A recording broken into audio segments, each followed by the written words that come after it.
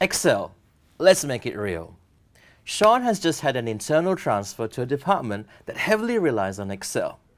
It's been a few years since Sean has seen Excel, so he has lost his confidence in his Excel skills. Sean is also not familiar with the latest Excel user interface. For Sean to be efficient, productive, and analytical in his new role, Sean will really have to take charge of Excel.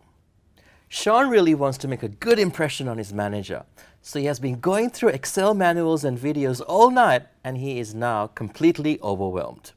Sean realizes that Excel can store data, perform calculations, data analysis, and even draw charts.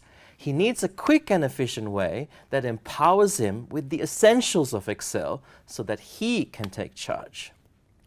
In this course, we are going to cover the essentials of Excel so that you are empowered from the very beginning without feeling overwhelmed.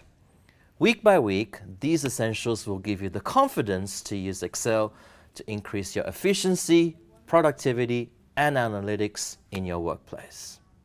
To empower you to take charge of Excel, this week we will be learning about understanding the Excel user interface.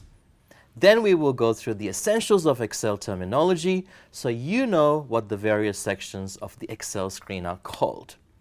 We will show you how to confidently select data and navigate within Excel, as well as viewing data in Excel and the different data types.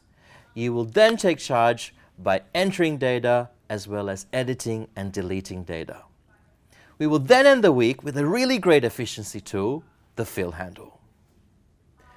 The only way to learn Excel is by practicing. You have to do your work, and we are here to equip and empower you to do so. We have a series of practice videos where each video will empower you with a new Excel functionality. You will be empowered to take charge of Excel, so you will need to follow alongside us and practice.